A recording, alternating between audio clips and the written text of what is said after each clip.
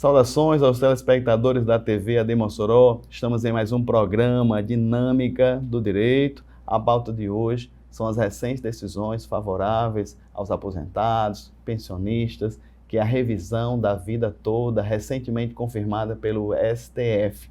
Para tanto, nós temos aqui no estúdio o Dr. Khalil Lamarque, ele que é presidente da Comissão de Direito Previdenciário e Assistência Social da nossa querida OAB Subseccional de Mossoró, um assunto muito relevante que atinge a todos.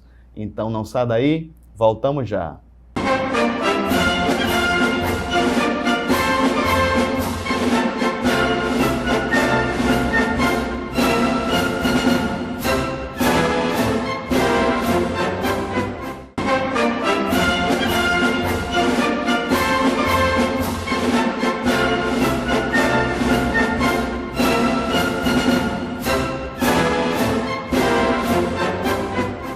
Estamos de volta ao programa Dinâmica do Direito, aqui com o Dr. Khalil Lamarque, ele que é formado pela nossa querida UNP aqui em Mossoró. Ele tem pós-graduação em Direito Público, Direito Constitucional, ele está como presidente da Comissão de Direito Previdenciário e Assistência Social, vai nos ajudar a entender um pouquinho das decisões que são chamadas popularmente como revisão da vida toda. Dr. Khalil, seja bem-vindo pela primeira vez ao Dinâmica do Direito. Olá a todos, para a gente é uma enorme satisfação estar aqui trazendo informação atualizada e de ponta para esse grande programa, esse grande apresentador que aqui nos fala.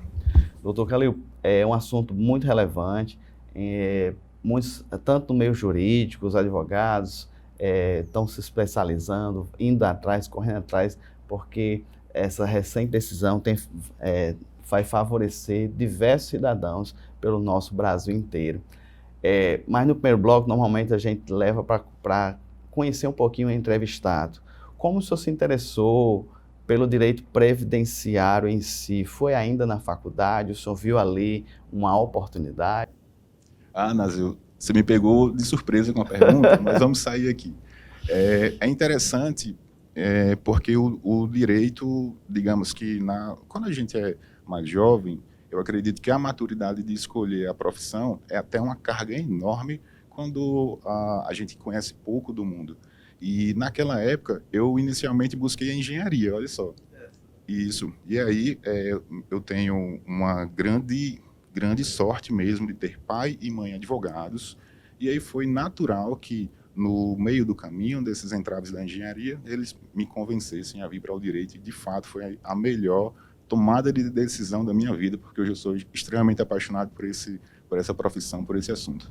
No caso do direito previdenciário em si, doutor, tem muitas nuances, tem muitas particularidades. Inclusive, tem advogados que precisam estar sempre, no caso, se qualificando pelo direito previdenciário. É muito, vou chamar assim, até líquido. O senhor viu nesse aspecto a dificuldade dos colegas? Ao contrário, o senhor viu uma oportunidade em si de atuar nessa área, nesse campo? Digamos que eu não, pela primeira vez, eu tenho um contato bem mais próximo com a advocacia em virtude de estar posto à frente da Comissão de Direito Previdenciário e Assistência Social. O que eu posso dizer do direito previdenciário, e não só dele, mas do grande grupo em que ele se encontra, que são os direitos sociais, é que é extremamente satisfatório de atuar, porque a gente tem na ponta do nosso beneficiário uma pessoa que realmente precisa de nós para exercer uma boa profissão, uma boa atuação, para que ele ponha o pão à mesa todo dia. Então, só esse aspecto do direito previdenciário, do direito assistencial, já justificaria qualquer grau de estudo, qualquer grau de dedicação nele. Assim, desde já eu quero agradecer aqui e mandar saudações para o doutor Emerson, doutora Diana, que estão como presidentes da Subseccional de Mossoró. Como é que foi o convite? Foi uma surpresa? Como o senhor recebeu o convite para ser presidente da comissão? Com certeza, eu não esperava, era inesperado. Quem falou comigo foi a secretária-geral, a doutora Juliana, que eu tenho geralmente um contato mais próximo em relação a ela, por ela ser previdenciarista também, a gente compartilha muito conteúdo juntos. E assim, a experiência que eu tenho tido como presidente de comissão é ímpar, sou extremamente posso dizer, vou utilizar o termo bem tratado, mas não tenho do que reclamar. E o pessoal, principalmente eu percebo que no Colégio de Presidentes, que é onde a gente consegue fazer as reuniões vinculadas à comissão, a gente vê um engajamento muito forte, a gente vê uma advocacia com muita força da juventude e muito, muito atuante, mesmo enquanto tantas dificuldades que a gente encontra enquanto subseção, porque o grau de competência da subsecional, ela é, digamos que, limitado do ponto de vista do que a gente gostaria de alcançar, mas ainda assim, isso não é nenhuma pedra no caminho dessa turma. Só assumiu a partir de quando mesmo? Eu assumi a partir de janeiro de 2022. Você teve alguma atividade, o senhor sabe dizer, informar alguma atividade da comissão para esse ano, já esse ano ainda? Sim, nesse ano nós temos reuniões mensais em que elas deram uma reduzida ao final do ano, mas o grau da nossa comissão ela é vinculada principalmente a intervenções dos regimes geral, que é o INSS, a Previdência Básica, e dos regimes próprios. Então, a gente tem muito diálogo, principalmente vinculado ao INSS, a gerência do INSS local, como também com a Justiça Federal, a jurisdição de Mossoró, que é vinculada ao nosso território. Então, todas as intervenções da comissão são vinculadas principalmente a processo. A gente lidou com situações que foram necessárias pontuar pedido de multas antecipadamente, porque o INSS, principalmente no início do ano, teve um atraso muito grande, justificado, eu diria, não por culpa dos servidores, mas por culpa de toda a estrutura no qual se insere o INSS, e isso ocasionou um atraso muito grande nas implantações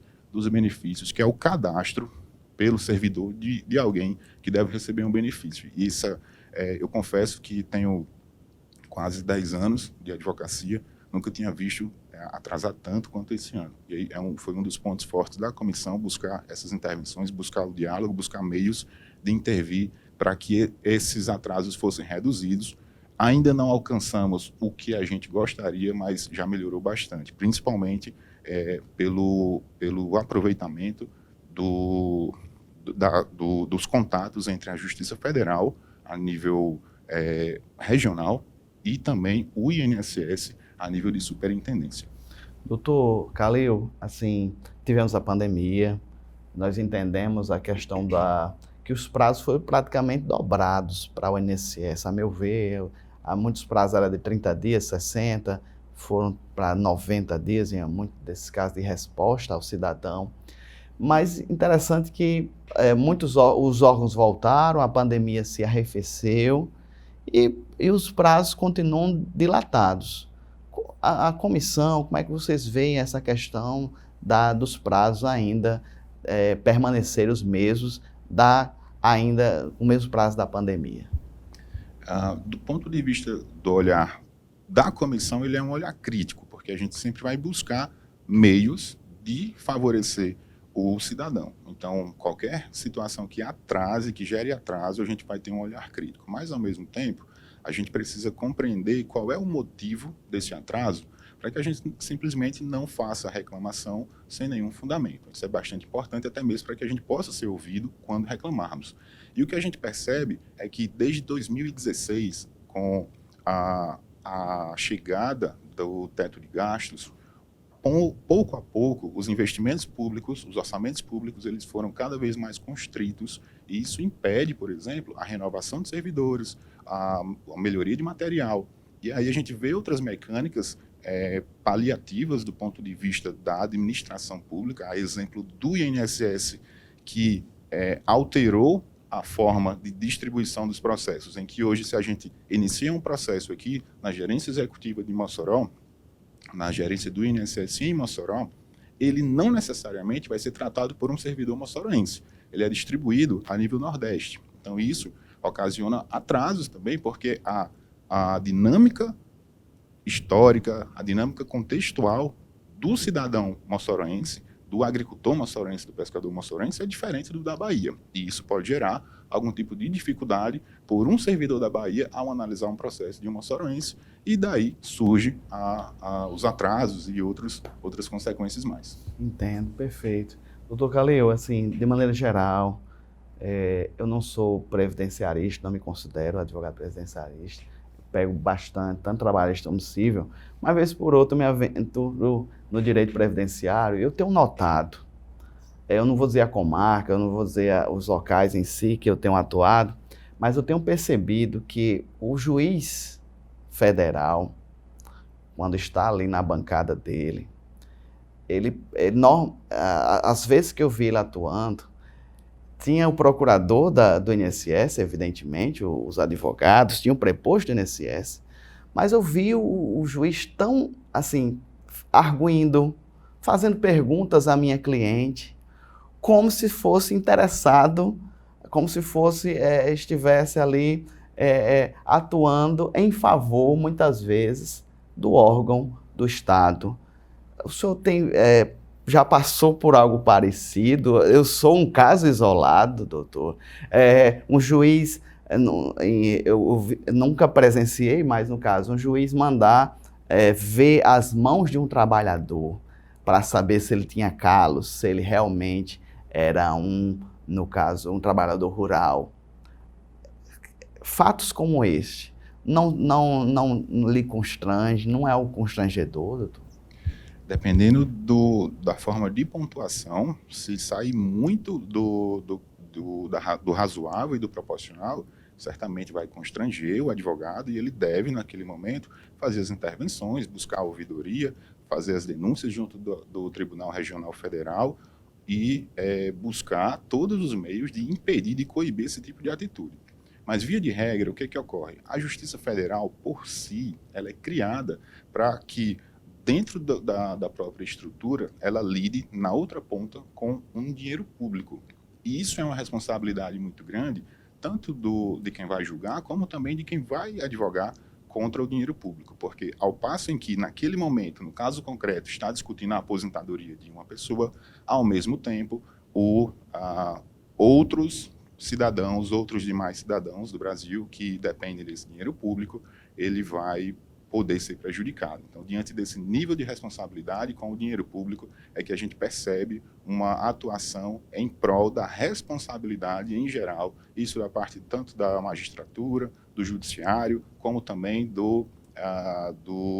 das procuradorias da Advocacia Geral da União e também da OAB. A OAB é extremamente responsável. O contato que eu tenho dos previdenciaristas são pessoas que, de fato, defendem o direito a tudo e a todo custo e merece todo o resguardo do ponto de vista da ética e da moralidade.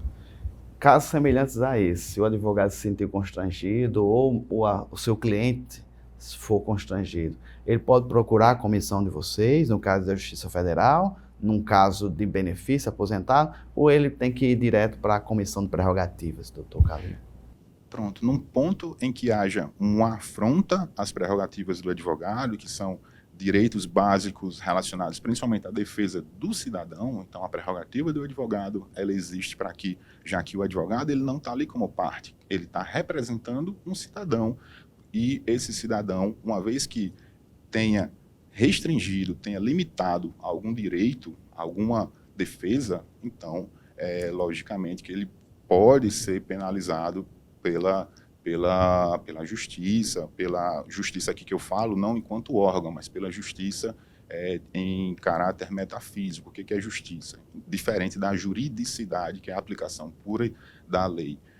O que eu quero dizer é, se o advogado não for protegido, quem é desprotegido, na verdade, é o cidadão. E aí o advogado deve buscar tanto as ferramentas pessoais, de imediato, que o advogado ele tem à mão, seja por meio do estatuto da OAB, como também institucionais, que seria a Comissão de Prerrogativas, a diretoria da OAB, e buscar aquelas intervenções. Muito bem, doutor. Vamos finalizando esse primeiro bloco e já vamos avançando na temática, que é a revisão da vida toda. Nos próximos blocos vamos destrinchar aqui com o doutor Calil Lamarque a respeito de tão importante decisão. Esse primeiro bloco foi mais um contexto de introdutório e conhecer Vossa Excelência. Não sai daí, voltamos já.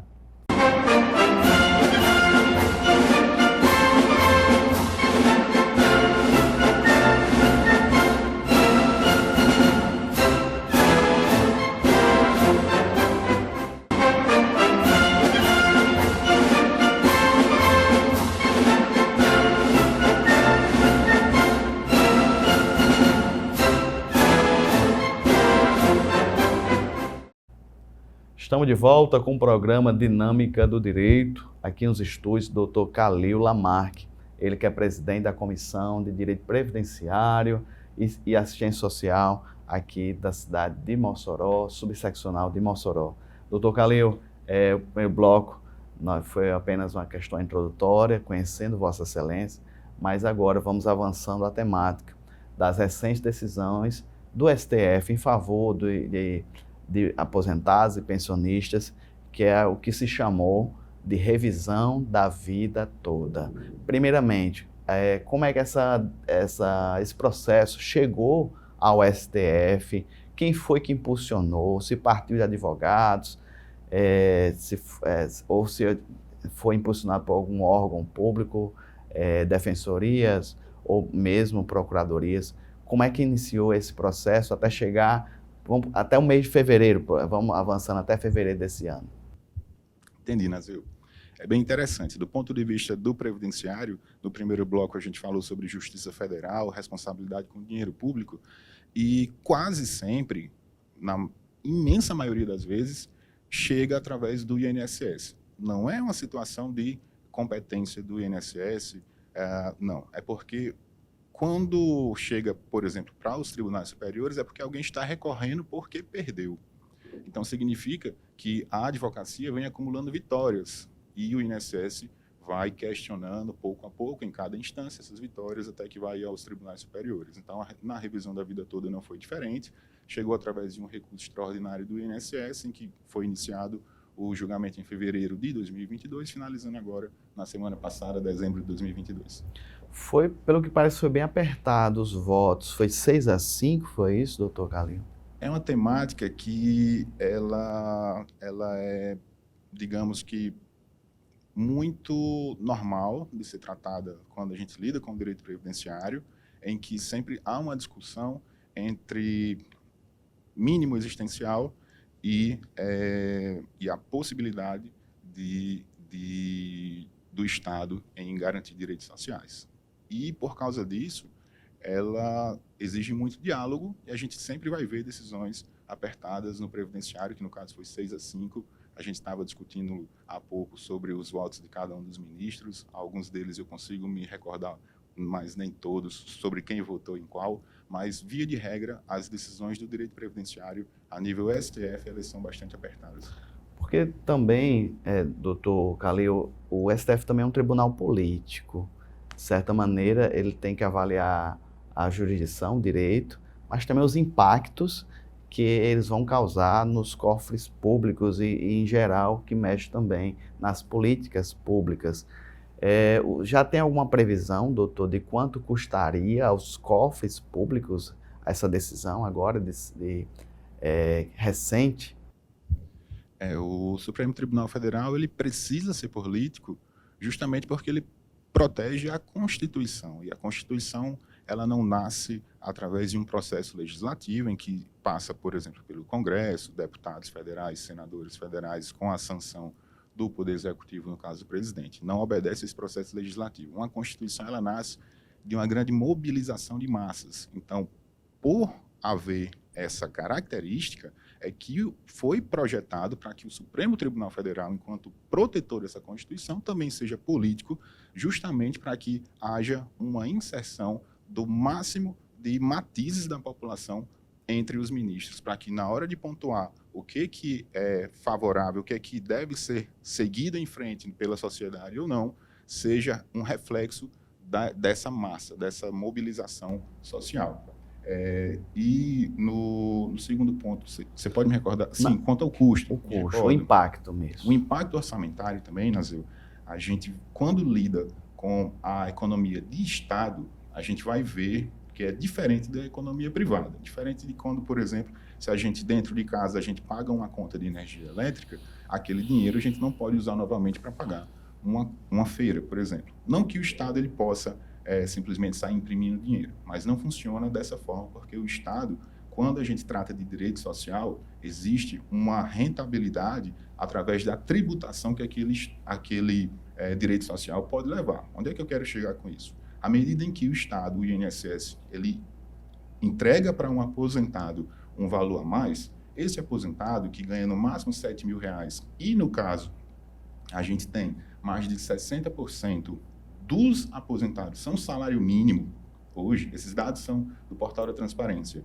e que eles não têm a característica de simplesmente guardar o dinheiro. Eles vão usar esse dinheiro a mais recebido justamente para comprar uma medicação, para fazer uma feira, para pagar uma consulta, e acaba que dessa feira pago então aquele produtor rural, aquela indústria, que aquela indústria paga os seus trabalhadores. Em cada um desses momentos pode haver uma tributação do Estado. E quando a gente isola o dinheiro do INSS, a gente esquece quais são as fontes de custeio dele, que não é só do trabalhador, mas também da União e indiretamente da iniciativa privada. No caso específico, doutor, pelo fato de ter sido bem apertado, 6-5, é definitiva essa decisão? Ainda cabe outros recursos, seja regimentais? A decisão, como a gente falou há pouco, pelo STF, ele ser um tribunal político, e político a gente quer falar no sentido de diálogo, algo que merece debate. Então, é possível que haja uma rediscussão disso. A gente está vendo a chegada de novos ministros e nada impede que seja repontuado, porque os recursos, eles existindo, e não havendo precedente forte, não havendo uma justificativa muito a nível de impedir o avanço deles, eles podem ser repontuados. Mas, de maneira geral, a revisão da vida toda está solucionada. O único ponto que eu vejo ainda em debate é quanto à modulação dos efeitos da decisão. O que é modulação dos efeitos? O Supremo Tribunal Federal, justamente pela responsabilidade que tem com o dinheiro público também, ele pode simplesmente emitir uma decisão em que os seus efeitos serão a partir dela, a contar dela. Isso significa que, olha, somente a contar da decisão do Supremo Tribunal Federal que é possível as pessoas que já entraram com a ação receberiam, digamos que os atrasados dali em diante, e não a qualquer momento. Então, essa modulação dos efeitos ela não ficou clara na decisão ainda, o que pode ser matéria de recurso ainda. Doutor Calil, nesse bloco vamos tentar assim delinear o que seria a revisão da vida toda. Eu me lembro que eu ainda jovem, estudando direito, sentava na varanda com meu avô e ele dizia: meu filho, eu paguei previdência para receber 5 salários. Hoje eu recebo o equivalente a 3 salários. Isso está errado. O que você pode estudar? O que você pode ver? Infelizmente ele não está mais entre nós, né? Mas ele tinha essa reclamação. Então eu queria que o senhor, ainda nesse bloco, ajudasse o pessoal de casa a entender o que seria a revisão da vida toda. Perfeito, Nazil. Você pontuou, inclusive, um dos pontos que me fez buscar o direito em si foi também a minha avó, que faleceu, e ao falecer, a minha mãe não mais pôde dar continuidade ao escritório, fui obrigada a assumir essa função desde então. Mas, sobre a revisão da vida toda, o que ela significa? A gente, do contexto previdenciário, a contar da nossa Constituição mais recente, em 1988, a gente teve 6 reformas previdenciárias. Na segunda delas, em 99, tratava justamente de uma dificuldade do INSS em conseguir realizar cálculos que, para a época, eram mais complexos, já que a gente não tinha tanto avanço tecnológico quanto hoje. Imagina, antes o INSS ele levava em consideração de 36 a 48 meses, a fim de estabelecer uma média de contribuição, ou seja, o trabalhador, quando fosse se aposentar, quando fosse chegar para saber quanto seria o valor da aposentadoria dele, iria verificar os últimos 36 a 48 meses, e às vezes havia uma conversão de moeda, já que a gente está falando da década de 90, em que houve o Plano Real, em julho de 94, antes a gente tinha o Cruzeiro Real, e quem viveu se recorda do alto índice de inflação que assolava o brasileiro mês após mês. Então, esse período favoreceu para que a reforma da Previdência corrigisse essas dificuldades do INSS. Em que sentido? Para que, a partir de 99, quem chegasse no sistema previdenciário, ou seja, o trabalhador que assinasse a carteira daquele dia pela primeira vez em diante, ou que fizesse a primeira contribuição a contar de 99, ele teria uma nova forma de calcular os benefícios, o valor não só de aposentadorias, mas de pensões por morte, de todos os benefícios, auxílios de doença e tudo mais. A grande mecânica dessa nova regra, que é a chamada regra definitiva daquela reforma da época, era no sentido de que o trabalhador ele seria obtido a média não só desses 36 meses a 48 meses, mas de todo o período que contribuiu na vida. Logicamente que se alguém chega depois de 99, ele só vai se aposentar em 2040, 2050. Então, o período em que se pretende estabelecer essa média para aquela reforma já seria 100% em real, porque não havia trabalho em outra moeda. E aí não se previu uma situação quando fizeram a regra de transição. O que é a regra de transição? Ora, já existem trabalhadores que vêm contribuindo nessas outras moedas. E para esses trabalhadores, a regra de transição previu que só seria incorporado dentro do cálculo dessa aposentadoria os salários recebidos em real. Às vezes é favorável, às vezes não. Então, isso levou muito questionamento a partir de então. Se essa regra de transição da época, ela seria pior do que a regra definitiva. O que, assim, principiologicamente, axiologicamente, não faz nenhum sentido, porque a regra de transição ela é uma regra gradual. Ela não pode ser pior do que a regra definitiva. Bem, estamos conversando aqui com o Dr. Kalil Lamarque, ele que é presidente da Comissão de Direito Previdenciário e Assistência Social aqui da Subseccional de Mossoró, nos ajudando a entender o que se chamou de revisão da vida toda. Dr. Kalil, o próximo bloco, vamos tentar delinear quem realmente tem direito, quais documentações necessárias, tudo isso no próximo bloco. Não sai daí, voltamos já.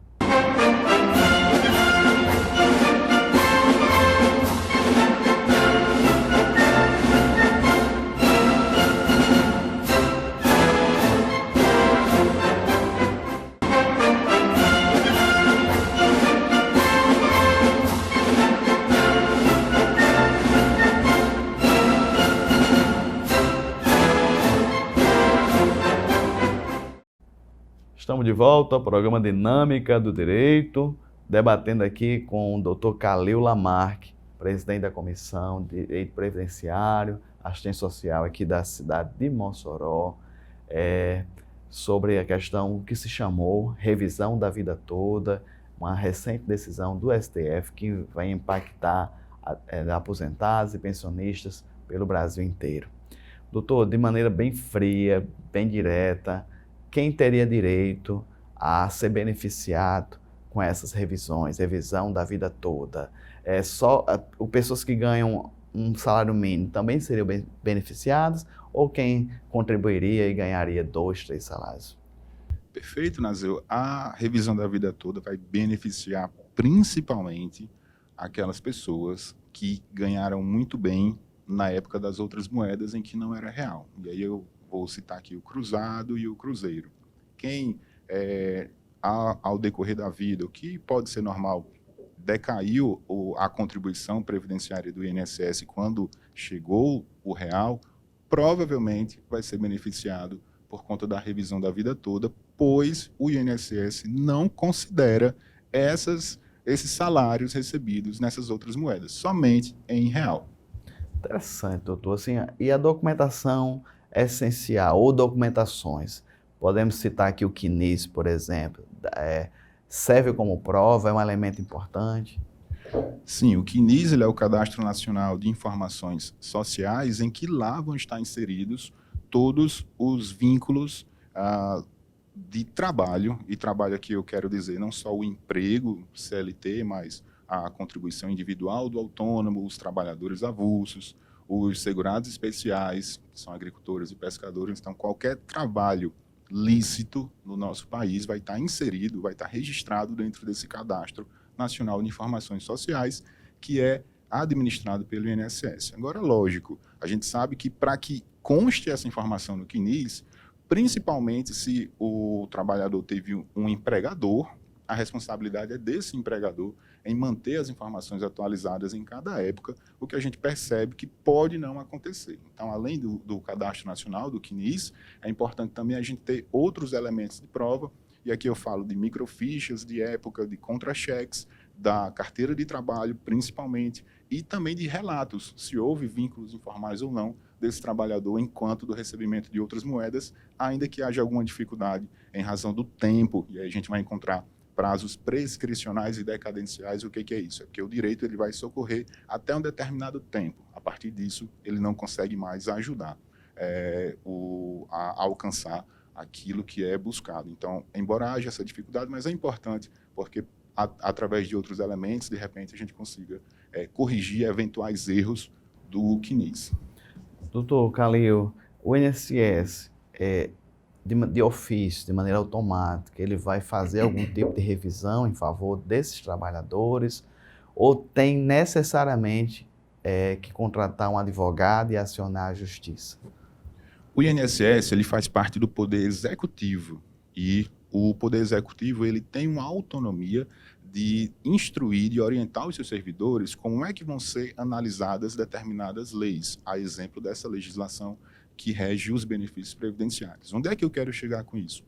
Que o INSS ele pode ter uma análise mais restrita, desde que não seja contra a lei. E a análise do INSS sempre vai ser restrita a ponto de ter um balanço econômico favorável em favor dele.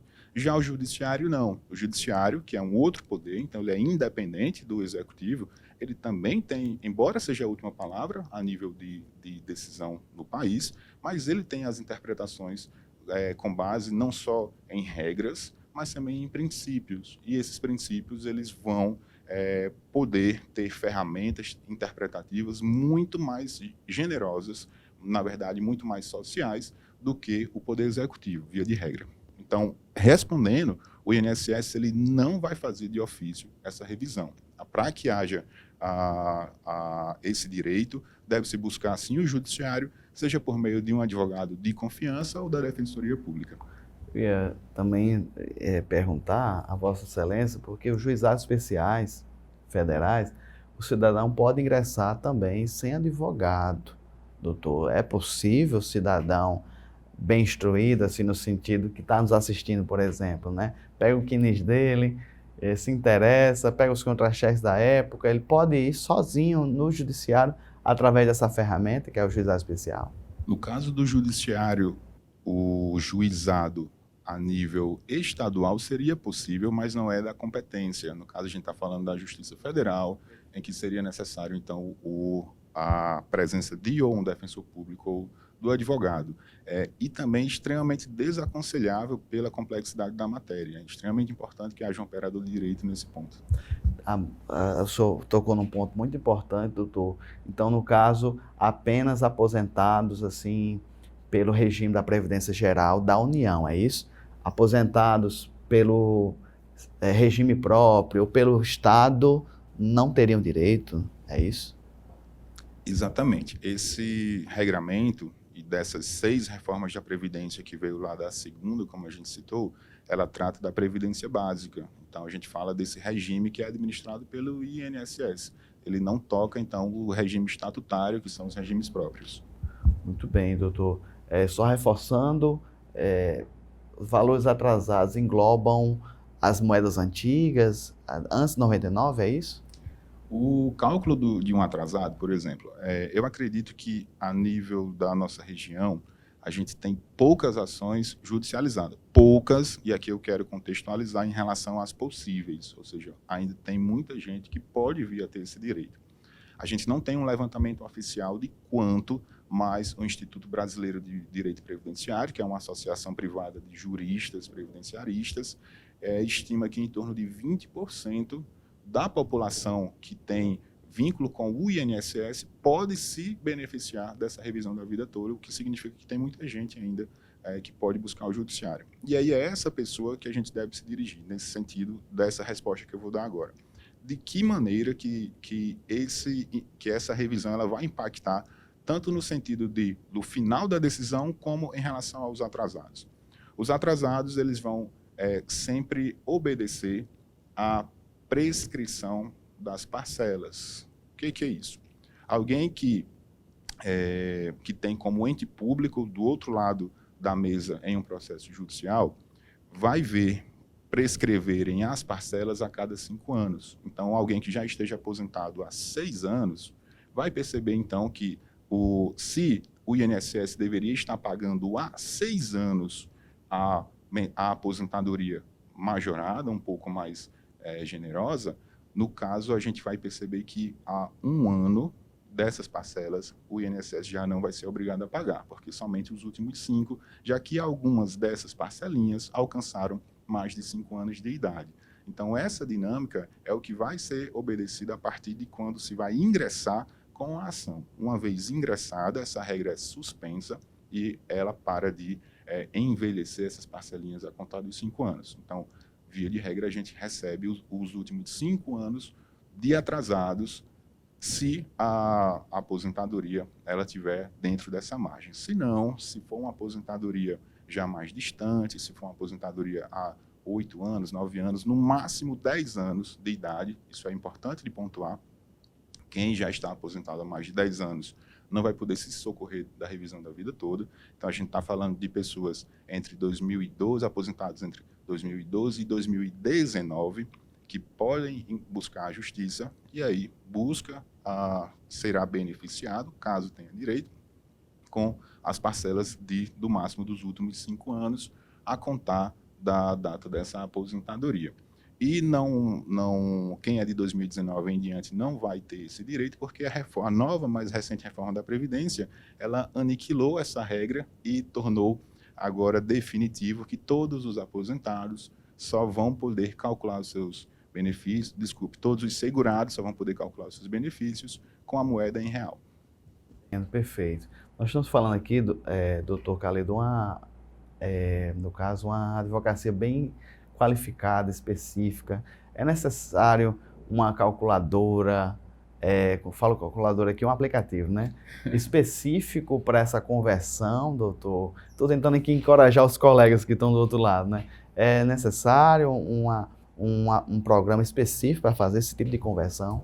Olha, eu diria que o nosso curso, ele nos capacita a fazer esse nível de cálculo. Não é um cálculo de extrema complexidade, eu repito, é muito mais trabalhoso do que complexo, os advogados eles estão habilitados a isso, mas por um excesso de zelo, seria extremamente importante que a gente tivesse por ferramenta ou um contador de confiança ou esses sistemas que existem hoje com a nova tecnologia que podem fazer análises de maneira mais rápida e que a gente interprete eles da melhor forma possível em favor do nosso segurado. Perfeito, doutor. Estamos aqui conversando com o doutor Khalil Lamarque, ele que é presidente da comissão aqui de Direito Previdenciário, aqui na Subseccional de Mossoró, nos ajudando a entender a revisão da vida toda. No próximo bloco, doutor, vai ser as considerações, a conclusão, mas também vamos tocar em temas importantes como, a partir de então, pode prescrever o direito do cidadão, ele tem um tempo, um prazo para se socorrer. Não sai daí, voltamos já.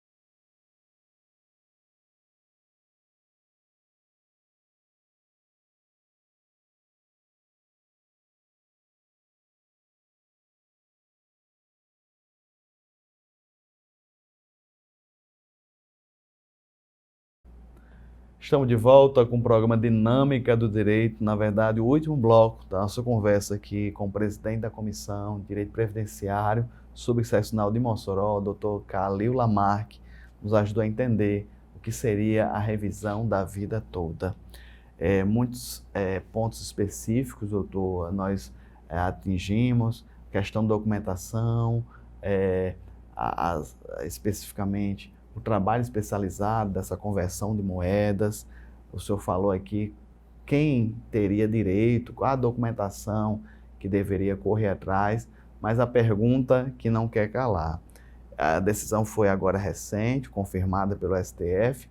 O cidadão de bem, doutor Calil, ele tem um prazo determinado para correr atrás desse direito? Ou seja, ele corre o risco de prescrever? Sim, esse direito ele deve acabar de uma vez por todas em 2029, porque as aposentadorias, elas devem necessariamente ter no máximo 10 anos de idade e não podem ser concedidas após novembro de 2019. Isso quer dizer, então, que para o ano de 2022, 10 anos atrás, seriam os aposentados que estão até, a gente está no mês de dezembro de 2022, então até dezembro de 2022, sendo aposentado, ainda pode se socorrer da revisão da vida toda. E aí, cada mês que avance na nossa linha de tempo, também aposentados vão perdendo a possibilidade de pedir, de ingressar com essa revisão junto do judiciário, até que a gente vai alcançar o período de 2029, novembro de 2029, e 10 anos atrás já vai alcançar, então, a reforma da Previdência de 2019, em que ela retirou, em definitivo, a possibilidade de se incluir os salários recebidos noutras moedas para os benefícios concedidos posteriormente a essa reforma em novembro de 2019. Nós falamos nos blogs anteriores, doutor Calil, que é um cálculo complexo, o senhor sugeriu até um contador se envolver na inicial, mas no caso, o Juizado Especial Federal é competente, haja vista essa complexidade que nós falamos, doutor, é possível ingressar nos juizados ou tem que ir na Justiça Comum Federal mesmo? É possível, sim, eu tenho visto no Juizado Especial Federal, em razão não pela, digamos, complexidade do cálculo, mas só pelo trabalho. Eu repito, é um cálculo mais trabalhoso do que complexo. Mas o juizado ele é competente, a gente já vê esse nível de discussão, de revisões acontecerem. Aqui eu falo em Mossoró, eu posso pontuar também outras jurisdições que a gente tem, um raio de atuação a nível de Açu, a nível de Caicó, a nível de Patos, Limoeiro do Norte, Pau dos Ferros. Então, eu diria que sim, que o Juizado Especial Federal ele recebe esse tipo de ação desde que se encaixe dentro daqueles requisitos que são valores de causas, de ações que não ultrapassem 60 salários mínimos, que hoje seria de 72.270, salvo engano. 60 salários mínimos em cada momento, no momento do protocolo da ação. Entendo.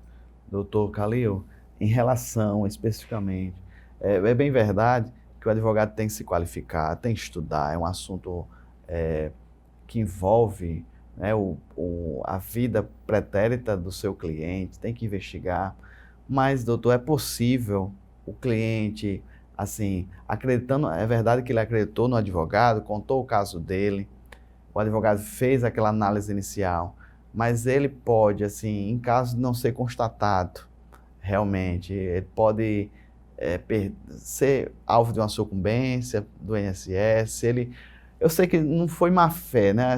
A nossa intenção é trazer o direito para o cliente, mas é possível uma análise mal feita do caso concreto do início, o cliente não apenas perder a causa, mas também ser condenado, doutor? Sim, é possível, mas eu diria que improvável pela qualificação que a gente vê da advocacia previdenciária em Mossoró.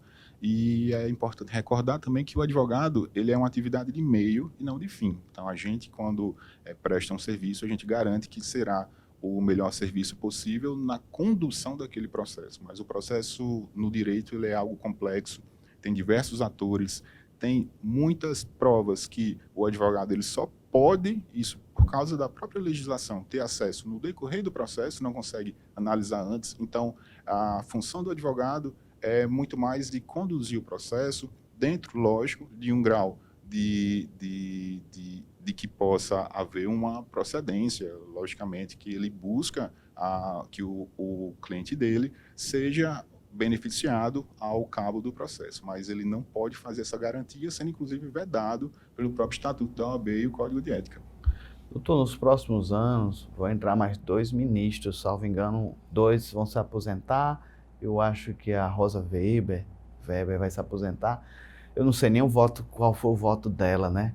Se ela estava favorável ou não à revisão da vida toda. Ela foi favorável. Mas pela essa questão das aposentadorias desses ministros, é possível ser levantado novamente em pauta o assunto da revisão da vida toda, porque um ministro novo entrou? É possível que haja uma remodulação desses votos, mas digamos que improvável. Quando a gente fala de direito constitucional, é muito complexo da gente ser objetivo. Não tem, ele é um direito que, por ter essa carga política, então todo debate ele pode alterar a condução de um processo quando chega no Supremo Tribunal Federal, lógico que obedecendo a valores e princípios da sociedade. Doutor Calil, estamos já nos aproximando das considerações finais. Eu quero aqui agradecer a Vossa Excelência, o seu tempo, e já, assim, aproveitando para falar para o pessoal de casa, que já que foi uma decisão debatida nos tribunais superiores, a procurar os seus direitos. O judiciário está aí, a advocacia, os advogados de Mossoró, pessoas qualificadas como Vossa Excelência, com certeza vão promover estudos e debates, né, específicos nessa área. E aproveitando, doutor, já para estimular o pessoal de casa, que se encaixa, se o senhor puder fazer um breve resumo do que é o perfil de quem é beneficiário dessa revisão a vida toda, e estimular o pessoal de casa a procurar advogados qualificados, de confiança, na área do direito previdenciário. Excelente, Nazil. Então, quem se aposentou nos últimos 10 anos e que tenha recebido bons salários nas outras moedas antes do real, e que imagine que o valor do que recebe hoje enquanto aposentado, enquanto pensionista, enquanto beneficiário de auxílio-doença, não reflete o que à época era recebido, deve ter em mente que é necessária esclarecer essa dúvida por meio de um advogado, por meio da Defensoria Pública, e a partir de um cálculo, já é possível pontuar se há um direito à revisão à vida toda. E, em sendo, o Judiciário está aí para que nos socorra todos os dias. Eu fico feliz pela escolha. Dr. Emerson, jovem, mas teve muita visão, trouxe pessoa muito competente para trabalhar com ele, e Vossa Excelência faz parte desses quadros. Eu não conhecia pessoalmente, mas pelas indicações, pelas referências, e hoje conhecendo, vendo a segurança das vossas informações, das suas pontuações, eu como advogado, eu me sinto representado e me sinto assim feliz de saber, se eu precisar de uma dúvida, de um esclarecimento, de ter pessoas com a sua qualificação. Desde já, o meu muito obrigado por ter aceitado primeiramente o convite para compor tão nobre comissão. Nossa senhora, eu fico arrepiado em ouvir isso, Nazil.